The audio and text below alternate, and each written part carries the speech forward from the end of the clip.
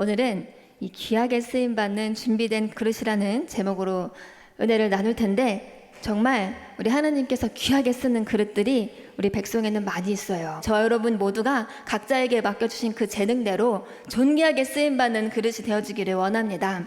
오늘 본문 말씀은 디모데후서 2장 20절에서 23절 말씀인데요, 제가 봉독해드리도록 하겠습니다.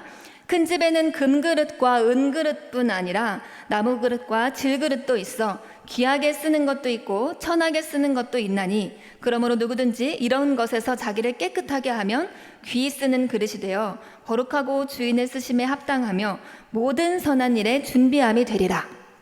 또한 너는 청년의 정욕을 피하고 주를 깨끗한 마음으로 부르는 자들과 함께 의와 믿음과 사랑과 화평을 따르라.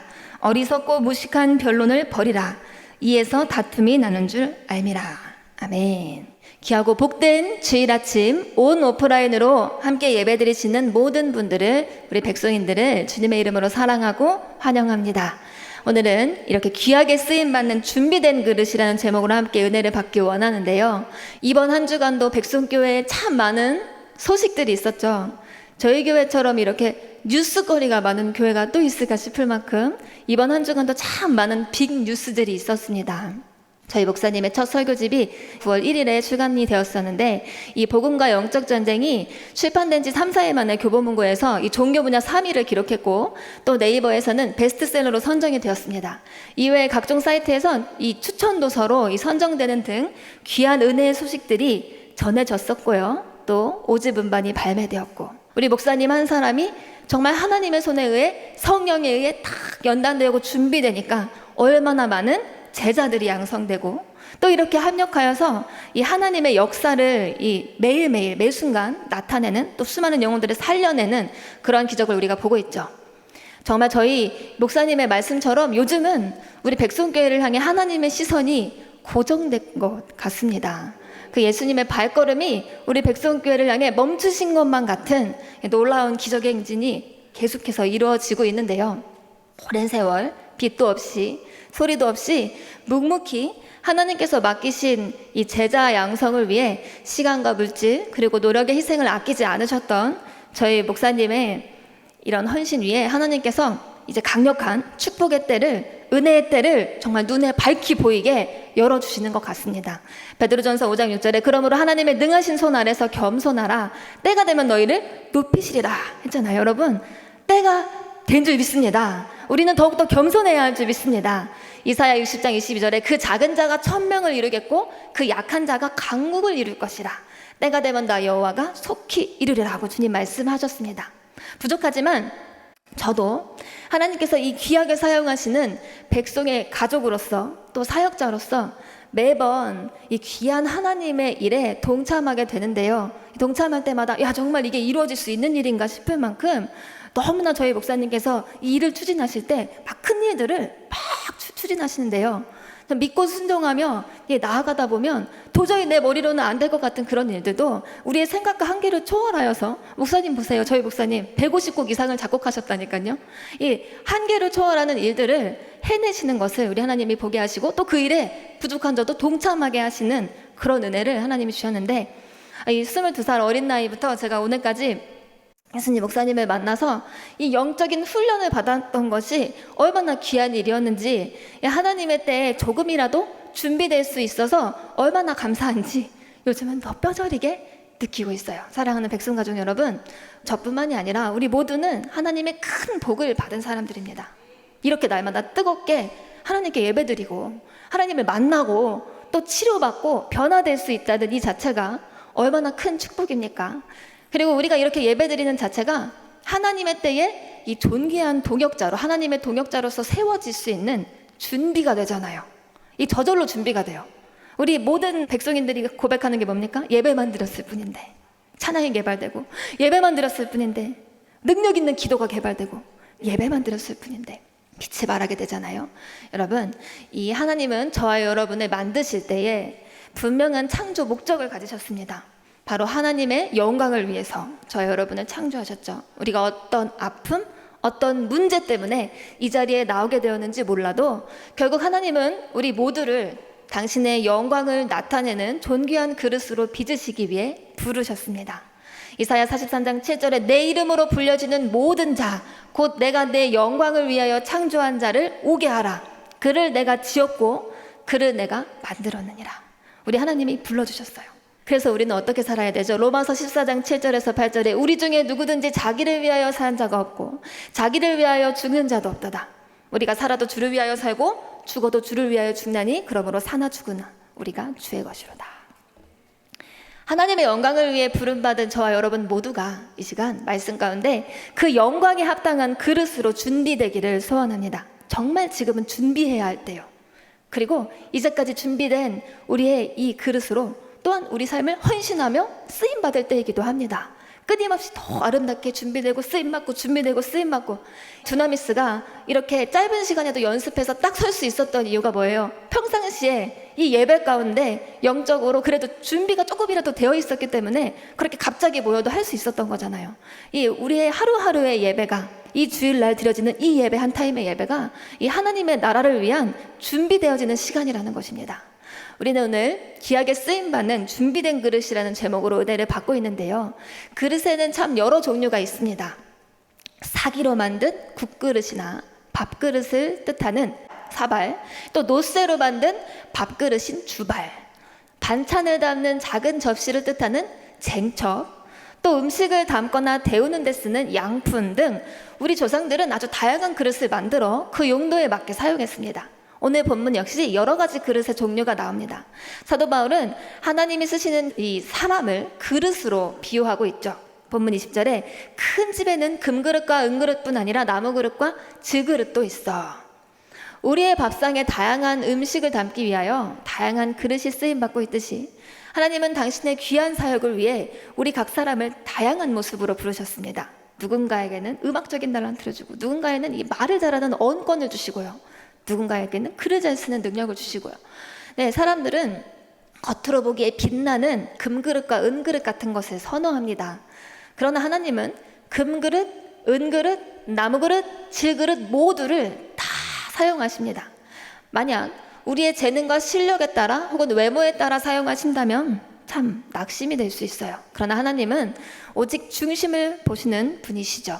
사무엘상 16장 7절에 여호와께서 사무엘에게 이르시되 그의 용모와 키를 보지 말라. 내가 이미 그를 버려놓으라. 내가 보는 것은 사람과 같지 아니하니 사람은 외모를 보거니와 여호와는 중심을 보느니라 하시더라. 우리가 성경 속에 큰 위로를 받는 것 중에 하나는 하나님께 쓰임받은 수많은 사람들이 이 성경에 기록되어 있는데 처음부터 능력 있고 재능 있고 유능하고 멋진 사람들이 아니었다는 사실입니다. 성경 속에는 단적으로 봤을 때 예수님의 제자들을 한번 기억해 봅시다. 그들은 이 어부 출신, 또 세리 출신, 이 아주 평범하고 비천한 출신의 존재들이었어요. 좀 더 정확히 표현하자면 약간 모자라는 결함이 있는 자들이었습니다. 이들은 거센 풍랑 앞에서 두려움이 많은 겁쟁이였고요. 그들 중에는 예수님이 돌아가시기 전에 기도 좀 해달라고 했더니 그새를 참지 못하고 깊은 잠에 빠졌던 의지가 박약했던 자들, 의지 박약자들이었습니다.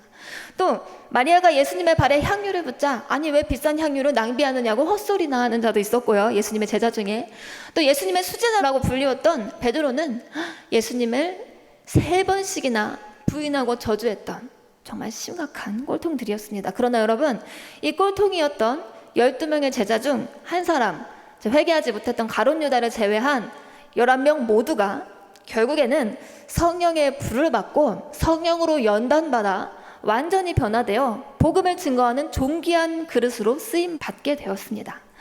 따라서 우리의 연약함이나 결점 때문에 재능이 없다고, 실력이 없다고 낙심할 필요가 없습니다. 변명할 필요도 없습니다. 하나님은 사람을 만들어서 사용하시는 분이시죠. 고린도전서 1장 26절에서 29절 형제들아 너희를 부르심을 보라. 육체를 따라 지혜로운 자가 많지 아니하며 능한 자가 많지 아니하며 문벌 좋은 자가 많지 아니하도다. 그러나 하나님께서 세상에 미련한 것들을 택하사 지혜 있는 자들을 부끄럽게 하려 하시고 세상에 약한 것들을 택하사 강한 것들을 부끄럽게 하려 하시며 하나님께서 세상에 천한 것들과 멸시받는 것들과 없는 것들을 택하사 있는 것들을 폐하려 하시나니 이는 아무 육체도 하나님 앞에서 자랑하지 못하게 하려 하심이라. 우리 백성교회는 정말 사람을 만들어서 쓰는 곳이에요. 원래부터 재능과 능력이 출중했던 사람들이 아니었습니다. 제가 제일 그랬어요. 아무것도 할 줄 몰랐던 사람인데 저희 목사님은 저처럼 아무짝에 쓸모없을 것 같은 너무너무 소심해서 사람들과 눈도 못 마주쳤던 그런 사람도 하나님의 씨를 보시고 만들어서 키워주시는데 설교를 쓰는 방법과 설교를 하는 것을 훈련시켜 주시고 찬양을 레슨시켜 주시고 이 잠재력을 이렇게 깨워서 우리 목사님께서 이렇게 하나님의 작품들을 하나하나 이렇게 만들어서 주님의 제자로 세워주시잖아요. 또 본문에서는 여러 가지 그릇들이 있지만 그 그릇들을 다시 두 가지로 분류했는데요. 금그릇, 은그릇, 질그릇 막 여러 가지 나열하더니 두 가지로 나눴어요. 어떤 그릇이냐? 귀하게 쓰는 것도 있고 천하게 쓰는 것도 있나니. 즉 바울은 그릇의 모양이나 종류와 상관없이 딱 두 가지 종류가 있다는 거예요. 그릇에는 귀하게 쓰는 그릇이 있고 천하게 쓰는 그릇이 있어요. 이 두 가지가 결정된다고 말하고 있습니다. 이 두 가지를 결정짓는 단 한 가지 조건, 즉 하나님께 존귀하게 쓰임받는 그릇의 이 한 가지 조건에 대해서 사도 바울이 이야기하고 있습니다. 21절, 그러므로 누구든지 이런 것에서 자기를 깨끗하게 하면 귀히 쓰는 그릇이 되고. 많은 그릇이 있지만 귀한 그릇과 쓸모없는 그릇을 결정하는 단 한 가지 조건은 자기를 깨끗하게 하는 것에 있다는 거예요. 자기를 깨끗하게 한다에 해당하는 이 헬라어 에카 다이로 아우토는 완전히 자기를 청결하게 하다라는 뜻이에요. 이 헬라어 원어로 다이로 아우톤이라는 말인데 이렇게 완전히 자기를 정결하게 한다는 뜻입니다. 하나님께 쓰임받는 사람이 내는 결정적인 조건이 바로 영혼의 성결함에 있다는 것입니다. 하나님은 사랑하는 자녀들의 이 영혼이 50%, 70%, 90% 혹은 99%가 아니라 순도 100%의 성결함을 덧입기를 원하십니다. 에미 카미켈의 저서에 나오는 예화입니다. 그가 한 번은 인도의 대장장이에게 당신이 금을 연단할 때 이것이 순금이 되었다는 것을 어떻게 아십니까? 라고 물었어요. 지혜로운 그 대장장이는 대답하기를 예, 금 속에서 내 얼굴을 볼 수 있을 때까지 연단합니다. 불순물이 섞여 있는지 알아보기 위한 방법은 그 속에 비치는 내 얼굴이 얼마나 정확하게 잘 보이느냐를 가지고 결정합니다. 라고 했어요.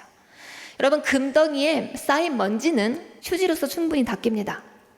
그러나 금덩이 속에 함유된 이 불순물은 뜨거운 불로 녹여야만 제거할 수 있어요. 센 불로 녹이지 않으면 그 불순물은 결코 금 성분과 분리될 수가 없습니다. 이와 마찬가지로 사람도 불과 같은 연단의 시간을 통해 더럽고 추악한 이 우리 속 깊이 내재되어 있던 이 자아의 죄성이 제거됩니다. 따라서 하나님은 사랑하는 자녀일수록 더욱 순도 높은 믿음의 사람으로 빚으시기 위해 고난의 연단을 허락하시기도 하죠. 세상에서 상품을 구매할 때 그 가치를 결정짓는 것이 순도에 있습니다. 순도가 높을수록 100%일수록 여러분 그 상품이 비싸잖아요. 오렌지 주스가 되었던 무엇이 되었던 간에 그 함량이 100에 가까울수록 그 상품은 더 비쌉니다. 이처럼 하나님은 순도 높은 하나님의 사람, 성령으로 영감받은 성결한 100%의 하나님의 사람을 찾고 계십니다.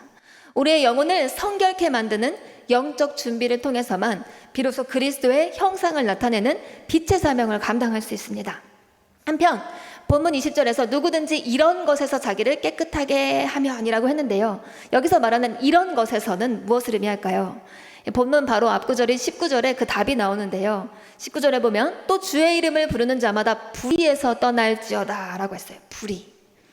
우리는 깨끗한 그릇이 되기 위해 불의에서 떠나야 합니다. 여기서 말하는 이 불의란 헬라어로 아디케마인데요. 이는 마음에 악한 것을 품고 하나님을 대적하는 것을 의미하며 그러한 것들이 우리의 성격이나 생활 그리고 행동으로 나타나는 것을 의미합니다. 하나님의 존귀한 도구가 되고 싶다면, 하나님께 쓰임받고 싶다면 우리는 성결하지 못한 우리의 모든 생각과 마음과 악한 습관과 행실까지 다 버려야 합니다. 고린도후서 10장 5절에 하나님을 아는 것을 대적하여 높아진 것을 다 무너뜨리고 모든 생각을 사로잡아 그리스도께 복종하게 하니. 본문에서는 더 구체적으로 이것을 이 모든 불의에서 떠나라는 이 불의를 어리석고 무식한 변론이라고 표현했습니다. 23절에 어리석고 무식한 변론을 버리라. 이에서 다툼이 나는 줄 알미라. 여기서 어리석고로 번역된 이 모라스는 본래 둔한 또는 지각이 없는 이라는 뜻입니다. 또 무식한으로 번역된 아파이듀투스는 훈련되지 않은, 교육되지 않은 이라는 뜻을 나타냅니다. 그러므로 여러분, 어리석고 무식한 변론이란 지각이 없고 훈련되지 않은 질문이나 논쟁이라는 뜻이며, 오늘 사도 바울은 이 어리석고 무식한 변론들이 교회 내에서 다툼과 분쟁을 일으킨다고 말하고 있습니다. 이 어리석고 무식한 변론을 가진 자는 결코 쓰임받을 수 없다는 것입니다. 우리 교회 안에서도 마찬가지입니다. 우리는 아직 공사 중입니다. 특히 아직 충분히 훈련되지 못하고 영적 전쟁에 심하게 들어간 분들이 많이 계신데요. 이렇게 온전히 훈련되지 못한, 아직은 심한 전쟁 중인 이런 성도님들끼리, 혹은 사역자가 됐든 성도님이 되었든, 이렇게 심하게 이 어둠이 올라왔을 때 대화를 하다 보면 우리의 의도와 상관없이 서로 부정적인 영향을 주고받을 수가 있습니다. 그래서 모든 인간은요, 이기적이고 완고하고 교만한 본성을 지니고 있습니다. 모든 사람이 공통적으로. 그래서 이 하나님의 빛을 받아서 깊은 영적 전쟁에 들어가면 누구나 할 것 없이 그 속에 깊이 내재되어 있던 이 고집과 아집과 이 견고한 틀과 이 생각들이요, 수면위로 확 드러나게 됩니다. 이것을 오늘 본문의 말씀대로 표현하자면 어리석고 무식한 변론들, 각자가 가지고 있던 이론들이 올라오는 때가 있어요. 하나님의 빛을 막 받으면 그런 부정적인 생각들. 여러분 안에 가지고 있는 어리석고 무식한 변론이 무엇입니까? 각자가 가진 다 틀이 있을 텐데, 우리는요, 우리 속에서 막 이렇게 은혜를 받으면서 훈련을 받으면서 때로 올라오는 이러한 생각들이 내 생각인 것처럼 스물스물 올라오는 이러한 생각들을 분별할 수 있어야 합니다. 이게 성령이 주시는 생각인지, 아니면 내 속의 어둠이 떠나가면서 속이는 이 어리석고 무식한 변론인지를 우리는 확실히 분별해야 합니다. 시편 139편 23절에서 24절, 하나님이여 나를 살피사 내 마음을 아시며 나를 시험하사 내 뜻을 아옵소서. 내게 무슨 악한 행위가 있나 보시고 나를 영원한 길로 인도하소서. 영적 거장 다윗의 고백입니다. 우리는요, 이러한 고백처럼 하나님, 나를 살펴서 지금 내가 어떤 생각이 막 올라오는데 이 생각이, 이 판단이 하나님으로부터 온 판단이지 아니면 내 속에 어둠이 주는 생각인지 깨닫게 해주세요. 나를 시험하사 내 뜻을 아시고 나를 영원한 길로, 생명의 길로, 하나님이 기뻐하시는 길로만 인도해 주세요. 이렇게 다윗은 항상 자기 자신 속의 생각을 믿지 않고 늘 주님 앞에 이렇게 기도했다는 것입니다. 날마다 우리도 예배 가운데 나와 성령의 조명하심 속에 우리 자신을 비추어 보아야 합니다. 영적으로 더 깊이 들어가면 들어갈수록 우리는 더 낮은 마음으로 혹시 나도 모르게 내가 하나님보다 앞서지는 않은지, 자꾸 우리가 영적인 세계가 더 깊이 열리면 보이게 되고 깨닫게 되는 것들이 많고 느껴지는 것들이 많지만, 순간순간 느껴지는 것이 하나님께서 주신 감동이 아니라 내 속에서 나오는 그런 감동들이 있을 수가 있거든요. 늘 자신을 살펴 영적 긴장감을 가지고 나는 항상 틀릴 수 있다는 그러한 생각을 하며, 여러분 겸손히 주님만을 의지하여 분별하는 저 여러분이 되기를 소원합니다. 결코 내 생각과 내 판단에 사로잡히지 말고 성령께 우리의 전부를 내어 맡겨야 합니다. 우리의 노력과 힘으로는 결코 하나님의 존귀한 그릇으로 쓰임받을 수가 없어요. 세상은요, 열심히 노력하면, 열심히 실력을 쌓으면 그 세상에서 성공합니다. 근데 하나님의 일은 아니에요. 하나님의 일은 내 편에서 아무리 최선을 다해 노력했어도 비워지지 않으면, 순간 내 생각에 사로잡히면, 내 아집을 내려놓지 못하면 나의 모든 수고가 헛되이 돌아갈 수 있어요. 사단한테 우리의 수고가 빼앗길 수 있습니다. 하나님의 일은 하나님의 영으로, 오직 하나님의 방법으로만 할 수 있기 때문에 그렇습니다. 그러기에 성결한 영혼으로 준비되어 우리 안에서 하나님께서 마음껏 일하실 수 있는 기회를 내어드려야 합니다. 앞에서도 잠시 말씀드렸지만 하나님은 우리 영혼의 불순물을 철저히 제거하시고 주의 일에 합당한 그릇으로 빚으시기 위해 징계도 허락하십니다. 우리는 하나님의 이 징계하심 앞에 열심을 내어 회개해야 합니다. 계시록 3장 19절에 물은 내가 사랑하는 자를 책망하여 징계하노니 그러므로 내가 열심을 내라, 회개하라.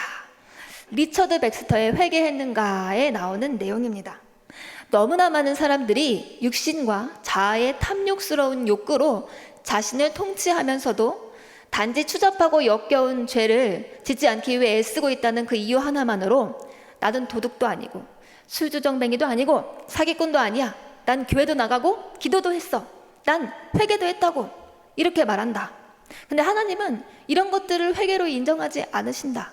죄를 구체적으로 회개하여 그 죄에서 돌이키지도 않고 생명을 얻는 회개를 한 적이 없고 그저 교회만 다니면 다 구원받는 줄 아는 이 회개하지 않는 자의 특징은 자기 자아가 자신의 왕이요 주인 노릇을 하는 것이다 라고 했습니다.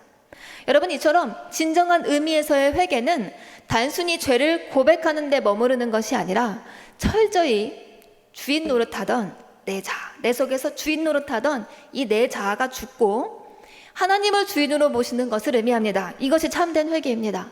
우리 속에 여전히 남아있는 어리석고 무식한 변론, 내 판단, 깨지지 못한 틀, 이론, 이 고집을요, 우리는 완전히 깨뜨려야, 그래야 참된 회개를 했다고 말할 수가 있습니다. 사실 이 회개할 수 있다는 그 자체가 우리 영혼의 가장 큰 축복입니다. 반대로 가장 큰 저주는 뭐예요? 회개할 기회를 잃어버리는 것입니다. 마태복음 11장 21절에 화 있을진저 고라시나 화 있을진저 벳세다야, 너희에게 행한 모든 권능을 두로와 시온에서 행하였더라면 그들이 벌써 베옷을 입고 재에 앉아 회개하였으리라. 고린도후서 7장 10절에 하나님의 뜻대로 하는 근심은 후회할 것이 없는 구원에 이르게 하는 회개를 이루는 것이요, 세상 근심은 사망을 이루는 것이니라 하고 있습니다. 하나님은 사랑하는 자녀에게 회개의 기회를 주십니다. 때로는 아픈 불시험도 허락하시고 그로 인해 근심하게 하시지만 그 근심을 통해 오히려 우리의 영혼을 성결하게 아름답게 또 가장 복되게 하시죠. 여러분, 하나님께서 저와 여러분에게 크고 작은 근심거리를, 아픈 사건들을 허락하실 때 우리는 마음이 막 연약해져서 막 깨어져서 주님 앞에 눈물을 흘리며 나아가게 되잖아요. 그럴 때 그렇게 우리의 심령이 막 깨어지고 연약해졌을 때 주님 앞에 나아가 나도 모르는 내 안의 더러움을, 내가 깨닫지 못했던 내 무의식 속에 있던 어두움도 깨달을 수 있는 거예요. 우리 백성교회에서 은혜를 받다 보면 거룩한 근심의 시간이 많아집니다. 거룩한. 예전에는 영적으로 무뎌서 느끼지 못했던 내 영혼의 제약된 실체가 조금씩 더 민감하게 감지되기 때문입니다. 말씀의 빛이 깊이 들어갈수록 내 자신에 대해 더 실망하며 절망하는 시간이 찾아옵니다. 그러나 그 거룩한 절망의 시간은 우리의 영혼을 가장 보배롭고 존귀한 주님의 그릇을 빚어내는 영광의 시간이죠. 제가 훈련을 받으면서 좀 서글픈 거예요. 하나님, 나는 왜 이렇게 잘하는 게 아무것도 없고, 나는 왜 이렇게 다 악한 것밖에 없고, 내 속엔 선한 것이 아무것도 없고, 막 그렇게 절망하는 시간들이 참 많았었는데, 여러분, 그 절망의 순간마다 하나님께서 계속 십자가의 보혈, 완전하신 사랑 힘입어 나아갑니다. 이 찬양 부르면서 목사님이 때로는 아픈 징계를 들으면서, 그래, 맞아요, 하나님, 나는 그런 사람이에요. 나는 이렇게 연약하고 더럽고 추한 사람이에요. 막 인정하면서 아프지만 여러분, 그 절망의 시간을 피하지 않고, 에이씨, 그래, 나 이렇게 더러운 사람이니까 안 해! 하고 도망가는 것이 아니라, 그래요, 하나님, 나는 근데 너무너무 내가 절망스러워서 하나님이 없인 살 수 없어서 내가 포기할 수가 없어요. 그러면서 쓰임받게 해주세요라는 기도보다는 하나님, 나를 살려주세요, 하나님, 나를 고쳐주세요, 이런 마음으로 붙어 있었던 것 같아요. 근데 하나님께서 그 절망의 시간을 통해 저를 정말 상상하지 못할 이전과는 정말 비교할 수 없는 변화된 사람으로 하나님이 저를 이렇게 고쳐주시고 변화시켜 주셨는데, 그러므로 여러분, 우리 모두를 하나님이 그렇게 영광스럽고 보배로운 이 도구로 빚어가고 계시는데요, 더 깊은 감사로 성령의 인도를 받아 영적인 회개를 해야 합니다. 절망의 시간이 찾아올 때 절망에서 멈추는 것이 아니라 더 깊은 감사를 거기서 끄집어낼 수 있어야 돼요. 그래요, 하나님, 내가 이렇게 소망이 없고 절망밖에 없는 더러운 존재임에도 불구하고 하나님, 나를 사용하시기 위해 이 자리에 불러주신 것을 감사합니다. 이렇게 깊은 감사로 나아가는 저 여러분이 되기를 원합니다. 회개하는 자의 영혼에는요, 천국의 복이 임합니다. 마태복음 3장 2절에 회개하라, 천국이 가까이 왔느니라 라고 했죠. 하나님의 나라는 여기 있다 저기 있다 아니라 바로 우리 마음에 있다고 말씀하셨죠. 또 로마서 14장 17절에 하나님의 나라는 먹는 것과 마시는 것이 아니요 오직 성령 안에 있는 의와 평강과 희락이라 라고 했습니다. 오늘 본문에서 사도 바울은 더 구체적으로 깨끗한 그릇이 되는 비결에 대해 이야기합니다. 22절에 또한 너는 청년의 정욕을 피하고 주를 깨끗한 마음으로 부르는 자들과 함께 의와 믿음과 사랑과 화평을 따르라 라고 했어요. 성결을 위한 교훈으로 청년의 정욕을 피하라는 이런 권면에서 나아가 적극적인 성결을 요구하는 거예요. 그게 바로 의와 믿음과 사랑과 화평을 따르라는 이야기입니다. 여러분, 이게 바로 성결의 적극적인 모습입니다. 단순히 죄에서 떠나는 것이 아니라 이 선한 행실을 나타내라는 것이죠. 의로 번역된 디카이오시네는 문맥상 하나님의 의로우신과 같이 진리에 부합한 올바른 삶을 의미하며, 또 믿음으로 번역된 피스티는 일반적으로 하나님에 대한 또 인간의 전적인 신뢰를 나타냅니다. 또 문맥상으로 볼 때는 대인관계에 있어서 신실한 이 정직성을 의미합니다. 사랑으로 번역된 아가페는 일반적으로 하나님께서 인간을 보내신 자기 독생자를 보내신 이 무조건적인 사랑을 뜻하는데, 동시에 이러한 신적 사랑에 대한 인간의 모방으로서 자기 희생적인 사랑을 의미합니다. 아이자리도는 성결은 완전한 사랑이며 성결한 생활은 사랑의 확신이다라고 했습니다. 웨슬리는 온전함의 최상의 본질을 사랑이라고 보았습니다. 즉 성결이란 사랑으로 나타나는 것입니다. 교회, 규례, 외적 행위, 내적 성품의 가치는 사랑과 관련될 때만 인정됩니다. 고린도전서 13장에 나온 이 사랑장의 이야기처럼 아무리 내가 천사의 말을 하고 막 구제하고 내 몸을 불사르게 내준다고 할지라도 사랑이 없으면 아무 유익이 없다고 합니다.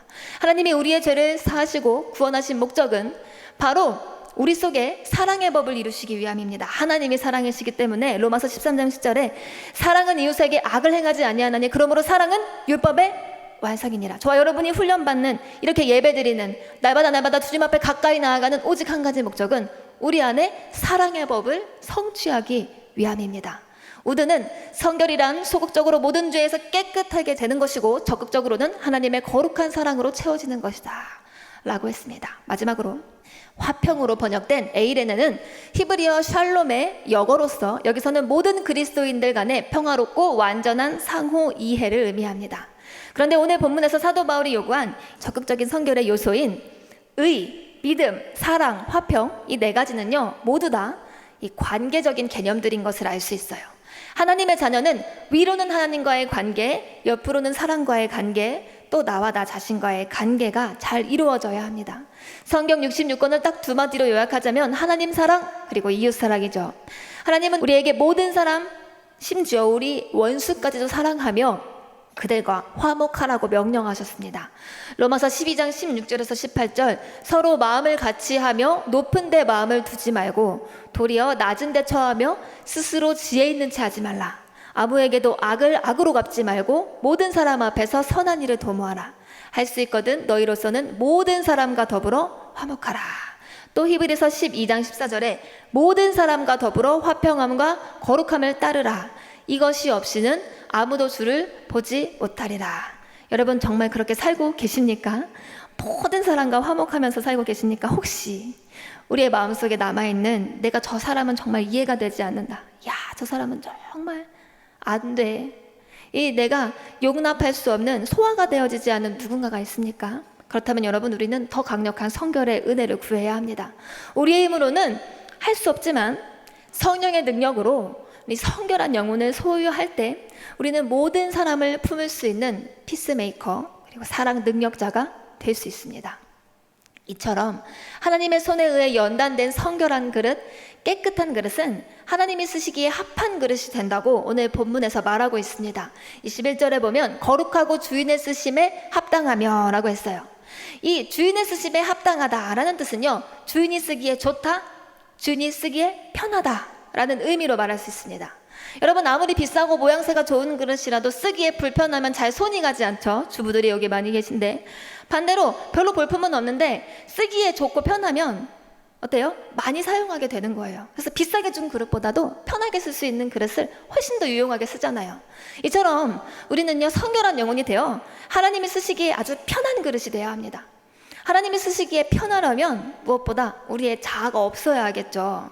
아무리 주를 향한 열정이 많고 또 재능이 많고 막 이런 사람이라도요, 아직 자아가 안 꺾인 사람은요, 아직은 고집이 강한 사람은 하나님이 편하게 쓰시지 못해요. 여러분 우리 모두가 하나님이 쓰시기에 또 주의 종이 일을 맡기기에 편한 사람이 되기를 원합니다.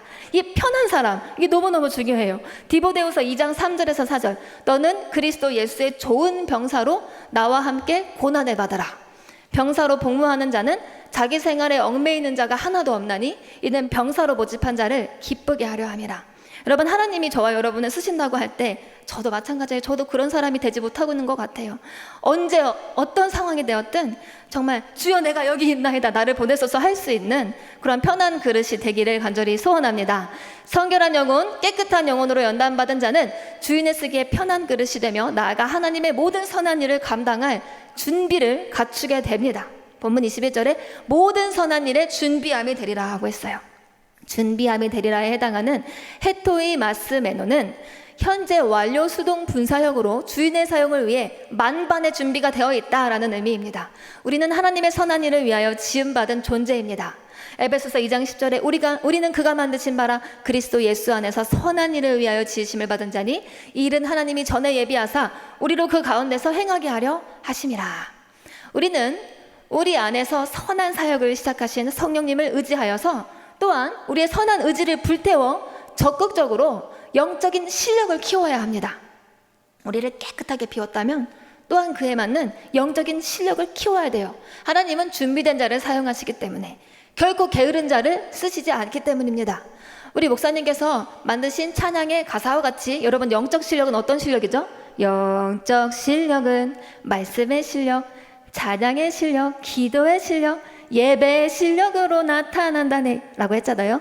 2021년 우리 백성교회에서는 전교인 성경 통독 읽기를 진행하고 있는데 여러분 남은 2021년도 더욱더 말씀의 실력을 키워서 내가 말씀을 읽는 것이 아니라 하나님의 말씀이 막 나를 읽어서 우리의 삶 가운데 살아있는 하나님의 말씀이 운동력 있게 역사하는 기적이 나타나기를 바랍니다. 디모데후서 3장 16절에서 17절 모든 성경은 하나님의 감동으로 된 것으로 교훈과 책망과 바르게 함과 의로 교육하기에 유익하니 이는 하나님의 사람으로 온전하게 하며 모든 선한 일을 행할 능력을 갖추게 하려 함이라. 우리는 말씀의 실력을 쌓아야 됩니다. 또한 기도의 실력을 키워 형식적인 기도, 외식적인 기도, 중언부언하는 기도가 아니라 엘리야처럼 하늘 문을 열고 닫을 수 있는 능력의 기도, 응답받는 기도의 사람들이 다 되기를 원합니다. 또 찬양의 실력을 키우기 위해서는 어떻게 해야 되냐? 아랫배에 힘을 주시고 주여를 뚫으시고 영의 소리를 개발시키기를 원합니다.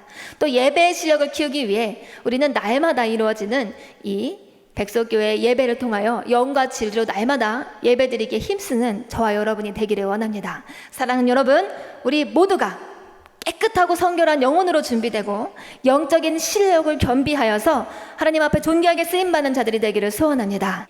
결론적으로 사랑하는 여러분, 그릇이란 자기 자신을 위해 존재하지 않습니다. 그릇은 누군가의 유익을 위한 존재입니다. 큰 집에는 여러 가지 그릇이 있다고 했어요. 우리는 그저 겉모양만 치장된 이 진열장 안에 장식용 그릇이 되어서는 안 됩니다. 이쁘지만 여러분 쓸모가 없어요. 언제나 주님이 쓰시기에 합한 그릇, 편한 그릇이 되어 실속 있는 그릇이 되어서 항상 주님의 손이 내 그릇에 닿아야 돼요. 자꾸자꾸 손이 가는 그릇, 우리가 가진 재능과 지식이 부족해도 괜찮습니다. 하나님은 사람을 만들어서 사용하신다고 했죠. 전능하신 하나님의 손에 우리의 모나고 부족한 연약한 모습 그대로를 내어 맡깁시다. 하나님은 깨끗한 그릇, 성결한 그릇을 사용하십니다. 주님의 보혈로 씻음받고 성령의 능력으로 기름 부음 받아 우리의 모든 잠재력을 개발시켜 모든 선한 일을 위해 준비된 그릇이 되는 우리 모두가 되기를 바랍니다. 그리하여서 하나님이 가장 사랑하시는 이 많은 영혼들을 살리는 귀한 일에 존귀하게 쓰임받는 하나님의 동역자가 되는 우리 모두가 되기를 간절히 주님의 이름으로 축원합니다. 우리 시간 금그릇 은그릇 우리 함께 찬양하면서 우리 자신을 정결하게 주님 앞에 드리는 준비시키는 우리 모두가 되기를 소원합니다. 우리 힘차게 찬양 한번 하고 기도하겠습니다. 금그릇 은그릇 금그릇 은그릇 질그릇과 나무그릇 귀히도 쓰고 전히도 쓴다네. 은그릇이 좋을까 은그릇이 좋을까 주님 쓰기에 합당하려면 깨끗한 게 문제지. 준비합시다 깨끗하게 비웁시다. 나의 사랑 주께 쓰임받기 위하여 준비합시다. 깨끗하게 비웁시다. 선한 정직기의 사업 우리 이 시간 주여 한번 부르기도 합니다.